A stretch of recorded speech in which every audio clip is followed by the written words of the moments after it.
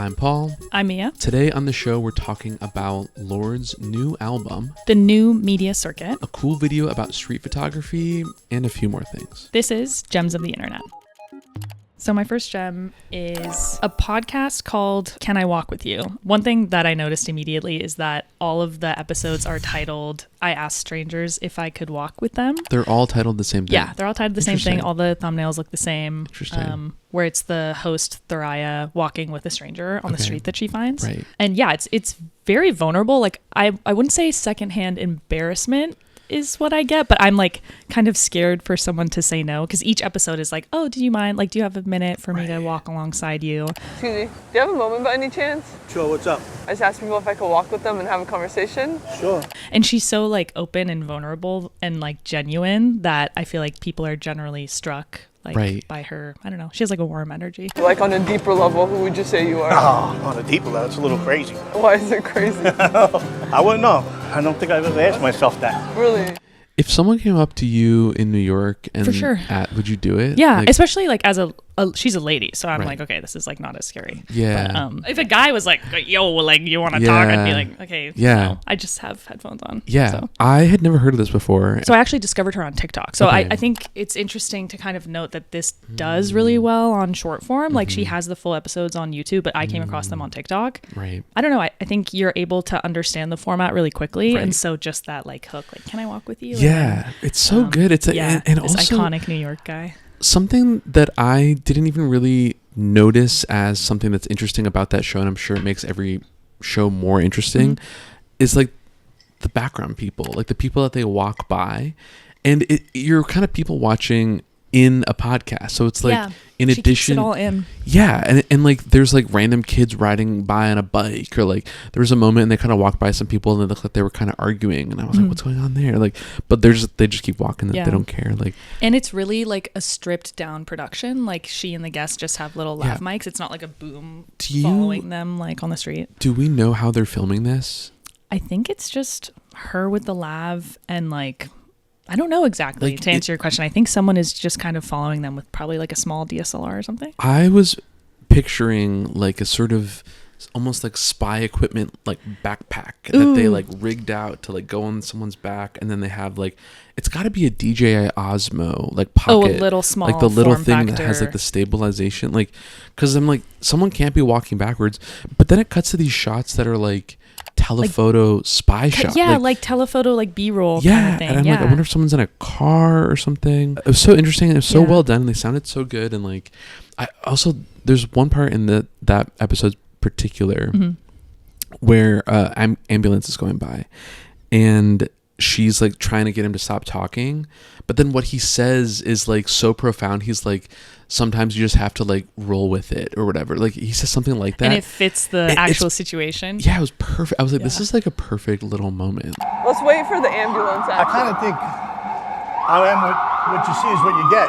I don't know. Like, and I don't know if either of them in the moment knew that that's what was happening, or if that's why he was saying it, but it was such a special moment. Yeah, like, I think in the same way that like street photography is really engaging, there's something about her going up to strangers who like haven't been media trained or like are not usually this vulnerable like in their real life, and you just like are uncovering this like world within the person that you wouldn't otherwise ever see like on YouTube. And she says that she was trying to get him to talk to her. She was like something about like their baseball hats or something. And I thought it was so funny. Like she was wearing a Boston Red Sox hat.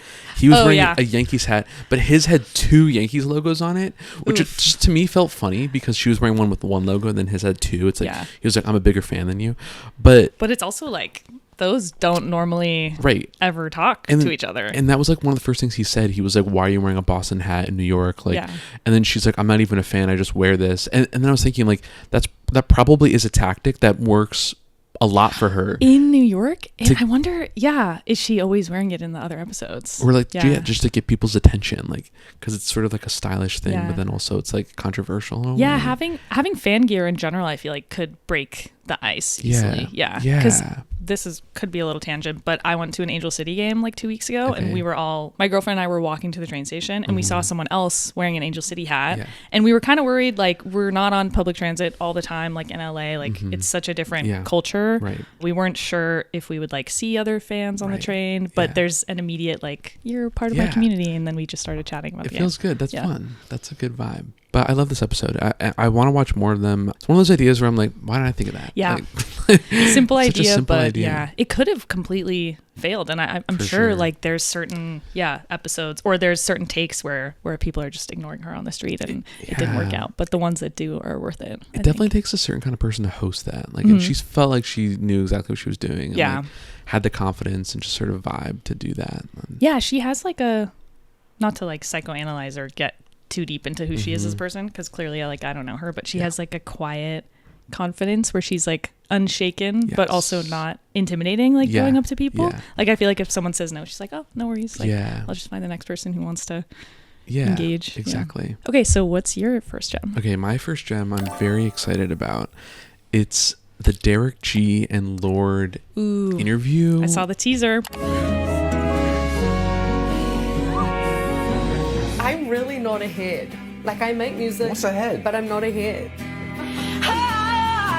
Like, come on. So Derrick G is this awesome creator. He kind of has made his whole brand talking about music. Yeah. And I love that he really just follows what he's into. Very curator, like his show is called Solid Air. It's called Solid Air, which that's a great name. Yeah. When I first heard, I was like, that's a sure. great name.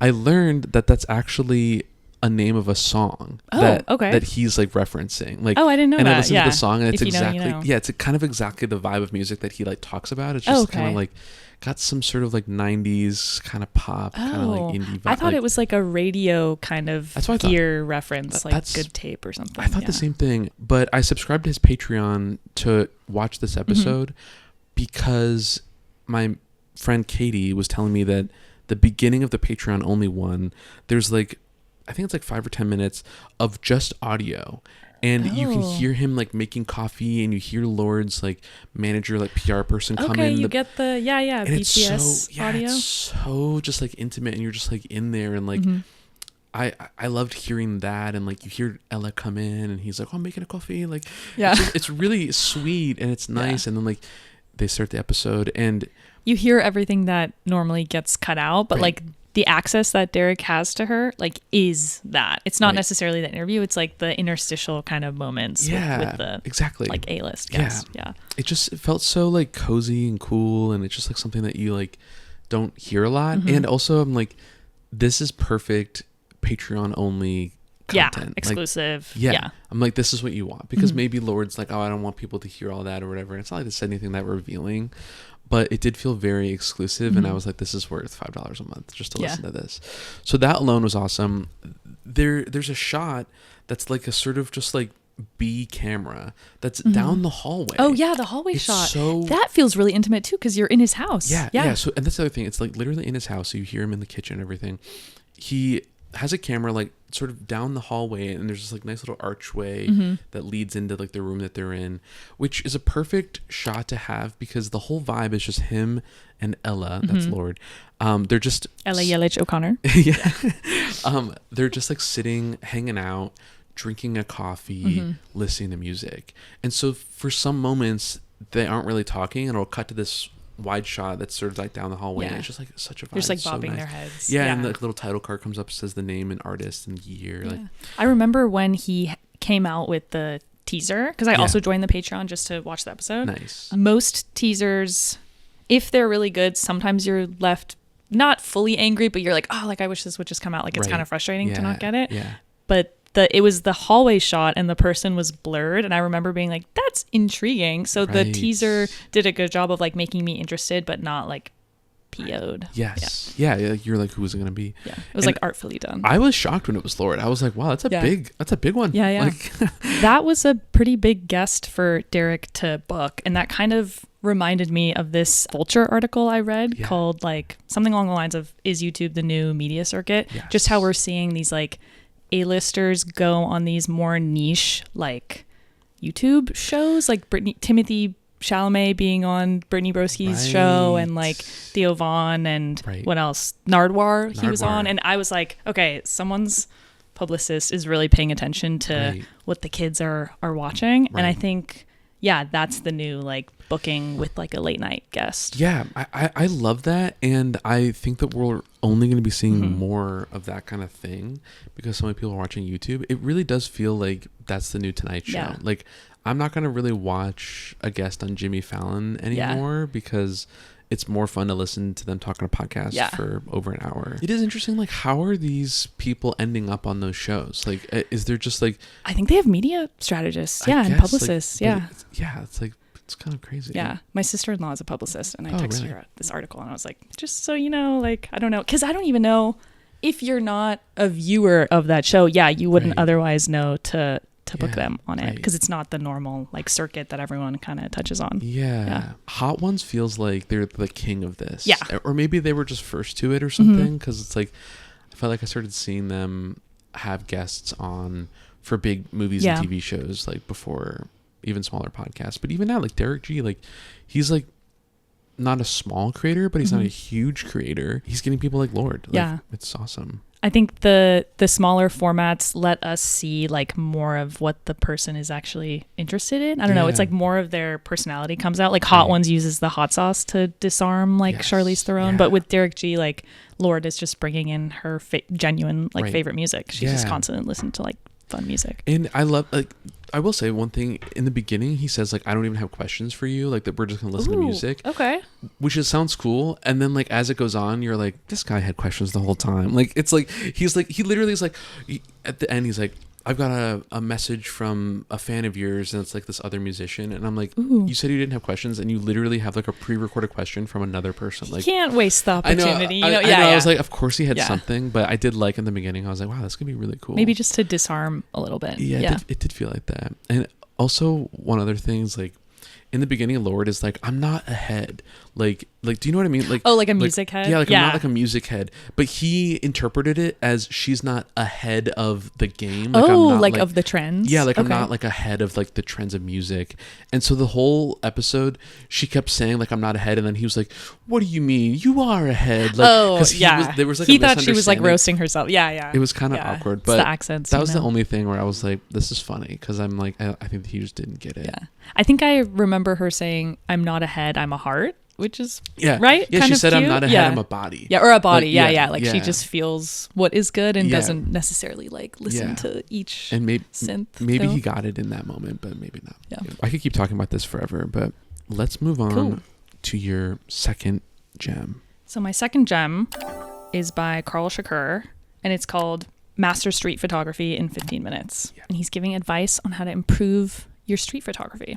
If you blink, the moment is gone. So having your camera handy and ready to shoot at all times is key. I use a strap and I hold my camera like this. I've been watching him for a while. I mostly watch his short form stuff. So it's cool to see him pop up on YouTube, and I think he gave great advice. I love how actionable it was. Yeah. I love his handwriting. I hadn't seen a single YouTube video from him. I'd seen his shorts, and so I was like, this is great. And then I just kind of stopped getting them in my algorithm.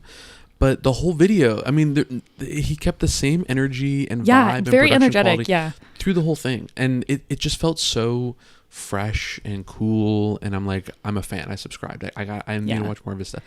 Are all of his videos like that? Or is Pretty much, yeah. Okay, this felt very in line with his other stuff. Yeah, cool. He's super high energy. He's really just like naturally good on camera. Like I'm sure it took a lot of work, but he just seems to like flow effortlessly. Yeah. He's a really good host in the way that he's like presenting this information too. It doesn't feel like he's like, oh, like you need to buy all this fancy gear and like I'm better at this than you. He's just like giving you actionable stuff. And I really like how he presented it on the paper, like with his handwriting. And, it was so good and like engaging. And a big thing that I was impressed by, he's actually a good photographer. Yeah. Sometimes he can back it up. He can back up the advice. Sometimes you see these like photographers like talking about cameras and they do these test shots and it's just not that great. Yeah. I have a theory. This is my theory for his video. That it looks like he lives in New York. He probably does a lot of street photography just on his own time and everything. I think that for the video, he went back to some of the locations where he took like good photos or at least a location that looks similar to it, like a crosswalk or like Chinatown or whatever, Yeah. to film bits for the videos so that it felt like when he showed you a preview of a shot that he was like talking about a certain technique or something, it felt like he was in that location. And it was like maybe he just took that shot. Like, it wouldn't have been as exciting if he was just lecturing from his room and showing the examples of the photos. Like he actually went to Coney Island and and I think that's kind of inherently good advice too. Like if he can give you what locations in the city to hit up where you're gonna like see interesting characters. Yeah, that's a really good start. Yeah, it was awesome. It was really inspiring. Honestly, when I was watching it, I was like browsing on my phone for camera flashes because I do want to try to get back into like still photography.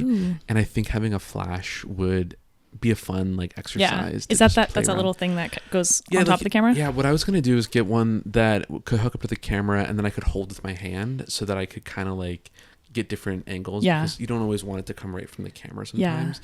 I can't remember which photographer it was, but someone was showing like archival footage of this really famous like New York photographer in the 70s, and the way he just like whips up his camera so quickly to just snap photos. I'm like, how is it not blurry? What the heck? I know. And that's on film too. Well, and that was probably because he was using a flash. I forgot the guy's name, but he like would use a camera and then use a flash and kind of like hold it, do it like and when you're using a flash you can take really high frame rate like shutter speed photos, so with the pigeon like in flight. Right, that's an awesome one, and I'm feeling very inspired by that guy, by Karl. He has so much, he's been at it like for so long. You can just watch through his whole archive. My next gem is another Lorde interview. Ooh. As of right now recording this, we're still 2 days out of her new record dropping.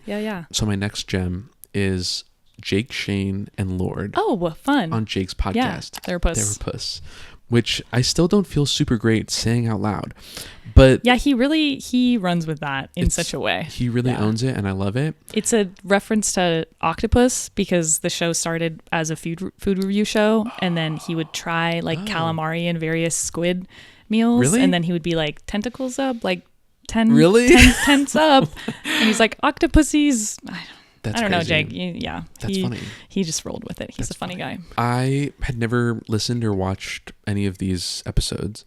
When I saw it come up on YouTube or whatever, I was like, I need to watch this before I see all the clips, because I was assuming the clips were going to be showing up on TikTok. Yeah. And sometimes I get frustrated when there's like a bunch of clips and I'm just like, I just need to watch the whole thing. Like, so I just... Yeah, you see 10 clips, but then you're like, oh, it would have been the same if I just saw the full thing. Yeah, I was proactive and I was like, I'm going to watch the whole thing. I sat down and watched the whole episode. Nice. It was so much more interesting and like sweet than I thought it would be. Yeah. Like Jake is all of us, I feel like. Yeah. Right. He's so just like personable, and he's so just like a guy. Like he's not like an influencer who's doing a bit. Like he's kind of just like a funny guy. I feel like he's a fan of all the people he has on his show. And so sometimes that comes with like actually getting a little flustered if your favorite musician is sitting right next to you or your favorite actor. Yeah. And that happens. There's like a moment where he says like, "Oh, I'm freaking out right now." And I literally called everyone up and I said,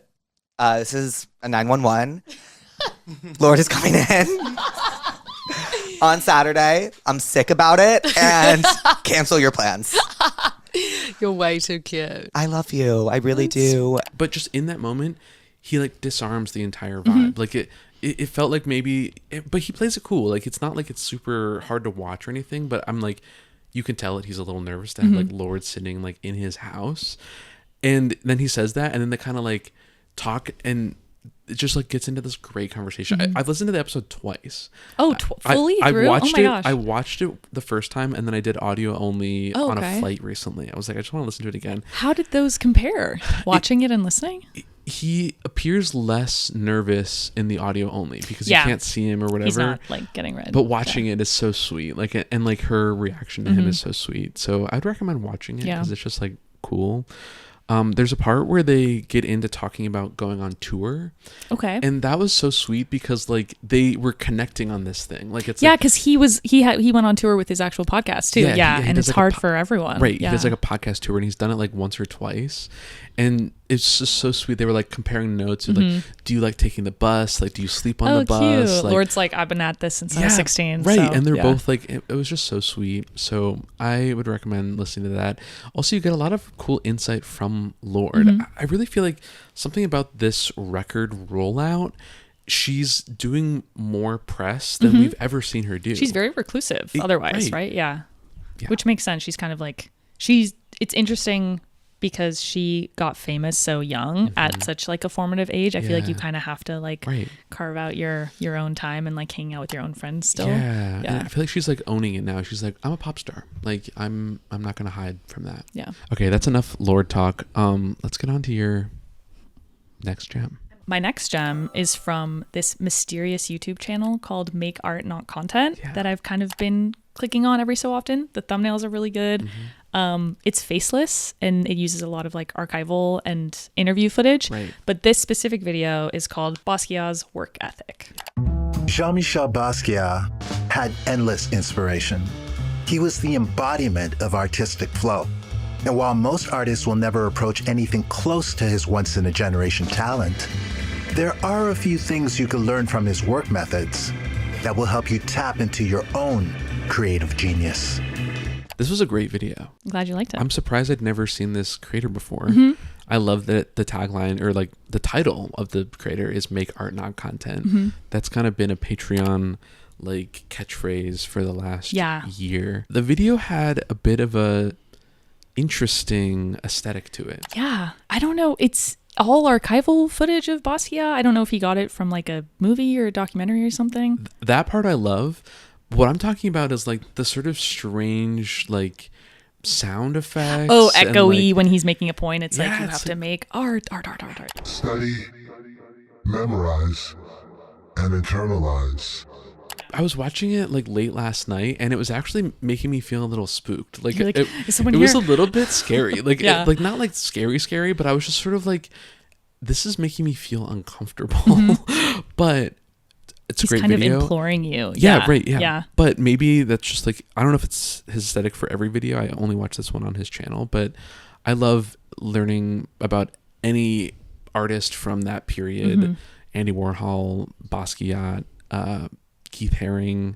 I know that Basquiat is an influence to Gawks. Oh. Did you know that? I don't think I knew that before you just said it, but it makes a lot of sense. Yeah, in his like drawing style. I feel like people don't think of Gawks necessarily as like a visual artist too, but he's like incredible with his drawings as well. And like his cinematography is crazy, and that's kind of what everyone knows him for, like YouTube and stuff. But very like layered drawings and kind of including characters very elaborate. If you go back to early Gawks videos, most of them are just him drawing stuff, but he's like a little kid and he's like, but the shots are still amazing and cool. I was really like picking up on that in that Basquiat video because they like really go into detail about his like aesthetic and stuff, which I never knew. I've never done like that deep of a dive on Basquiat. Oh yeah, so, like where he gets all his symbols and stuff. The symbols were so cool. I love that in this video they reference the specific books because you can kind of see like the whole thing of originality is like taking two disparate things and bringing them together and remixing them. And so you have this like the Flash of the Spirit, like African culture book, and then you have Man Ray, I think, symbols or something along those lines. I could be messing that up completely. It was so cool to see that, and it made me think like Basquiat's work is almost like hip hop as paintings, like because he is sampling and he's taking things from in the video he said Basquiat something along, I wish I wrote it down, but he said Basquiat samples art and images and symbols in the same way that like Jay Dilla samples rhythms. So it was great. That was a great watch. You had some great gems this episode. It was so nice to consume all of these things like before going to bed. Like instead of just watching TV, I was like, I'm just gonna look through, and it felt like such a premium experience to consume a human curated thing, especially from you because you have like great taste. Thank you. You as well. So it was just like so nice. I'm curious. Do you think the voiceover for this video was real, or because I am now like the voices? I don't know if he like put some filter over it, but I'm wondering if it's AI because the channel is faceless. So I'm just curious. I think that it's a real voice. Okay. And maybe he does some manipulation to it. Pitch down or something. Because for some of the moments where I'm talking about that felt like a little bit strange, he does manipulate his voice, like pitching it up or down or slowing it down or adding an echo or something. So maybe he's just already doing that. And it could just be pitched down like one semitone or something, because it does have a bit of like a bassiness to it. But I think it might be real. Yeah. I think. As someone who has also worked with a lot of archive and has had to like pare it down, I think this video does a really good job of choosing the like engaging stories within Basquiat's life. And there's one story in the video that talks about when Basquiat met Andy Warhol. They took a selfie together. Basquiat ran back to his apartment, fully painted the selfie of them meeting for the first time, and then brought it back to gift Warhol. And then Andy Warhol was jealous. Yeah. That's and what I think that's started like the highest compliment. Iconic. Yeah. I also was thinking about that. It's not clear if Basquiat had a copy of the Polaroid, because it was a Polaroid of Andy and Basquiat together. I'm assuming that Andy probably kept that Polaroid. Oh, you think he just did it from memory? Oh, I assumed that he grabbed it, but I guess maybe he just did it himself. I wouldn't be surprised if he had just done it from memory, and he's just that good. And that's just to show like how quickly he moves with speed. He just doesn't overthink. He's like the personification of going with your gut. Yeah, when I was watching that, I was like, I need to get my shit together. Here we are at my final gem, the final gem of the episode, really. Whoa. It's actually another Lorde interview. The Lorde. I've got the holy trinity of Lorde. Exactly. These are my 3 favorite Lorde videos at the moment. Cool. This one, from what I understand, was Lorde's first kind of appearance back. This is her interview with Rolling Stone. Hello, I'm Lorde, and these are my artifacts. 7 things that inspired my new album. So this is more of like a kind of like what's in my bag type Love thing. those. Great concept. I'm nosy, so it's fun. And there isn't an interviewer that you see on camera. So it's just her talking to camera to a mysterious interviewer off camera. Is she fully like what's in my bag, taking stuff out? Kind of. I mean, things are kind of like on a table and whatever, and then they kind of like do close-ups. But the title of this video is Lorde shows off 7 artifacts that helped inspire her new album. It's interesting that they reference specifically all the artifacts have to do with the shaping of the album and not necessarily like her favorite toothbrush or something just from her daily life. When this video came out, I think there's maybe 1 single that had come out, maybe 2. So it was sort of like, oh my God, we're getting a first taste of like this new like sound, maybe. Yeah, and what it's gonna feel like. It just feels like very intimate to see like her feels stuff. Personal. Like, and I'm really curious if watching this again after the album comes out will make sense. Yeah. Like she talks about things like she has like duct tape. Like she loves duct tape. Like just like the texture of duct tape. Of like, it? Yeah, like but then she's putting it like on her computer. Like she's like on her laptop. It's like covered in duct tape. And then like Man of the Year, she tapes her chest off, right? And she like binds herself. And she talks about that too, because it's like a big theme for the record. Her phone has duct tape on it. Her headphones, like everything has duct tape all over it, which is sort of like goofy, but it's also kind of like a cool aesthetic. Like it's like silver and it kind utilitarian, of feels, and she's like talks about how she doesn't like, she's not precious with her devices. Like she throws her phone around and her headphones, and like she doesn't have a case on her phone. She just has like some duct tape on it, and like, which is cool. And I like that. Like personally, like I don't have a case on my phone, and like, and I like that. I'm too vibe. clumsy. Like it just feels like I'm like this thing is like, you're like, this is how Steve Jobs wanted it to be experienced. Right. This is an object. Yeah. And what are course, some other things? She talks about the water bottle, of course. Oh, the classic that's, like, the rainbow. first one. Yeah, titanium. She also brought like a photo album or like a book full of photos. That was like very personal photos. Yeah, like very aesthetic. She also has 5 gum, like packs of 5 gum. Okay. I guess she was chewing a lot of. I also chew 5 gum. Really? So actually, we could be friends. What color? Green. Duh. That's the one she's been. Oh my God. Okay, I love that. That's so funny. Yeah. 5 gum. It's long lasting. Yeah, Polaroid duct tape. But that concludes my trilogy of Lorde videos. Love it. They're great, and I'm excited for the record. These are all great. These are great gems. Yeah, I really enjoyed all your Lorde ones. I had a Lorde theme. You had a bit of a New York theme going on. Yeah, I didn't actually realize. Each video unintentional. Either takes place in New York or talks about someone who lives in New York. Yeah, I was just there at the end of May, and were you? I do miss it. Yeah. For a digital spaghetti shoot. I was watching all these, and I was like, is Mia like trying to get me to move to New York? Because like I'm convincing you. After watching all of them, I was like, I think I need to move to New York. We'll be bi-coastal. They were great, and I feel like I learned a lot and felt very inspired after watching all of them. I can't wait to listen to the Derrick G and Lorde playlist that they put together. Yeah, too. the playlist is great. It's short, but it's nice. Cool. It's only like 11 songs. Links to all the gems we talked about are in the description below, as well as a 7th bonus gem. If you have any gems that you love, leave them in the comments below. Let us know if you liked our gems. We'd love to hear your thoughts on them. If you do leave us any recommendations for gems, maybe we'll feature them in a future episode. Thanks so much for being here today, and we'll see you next time.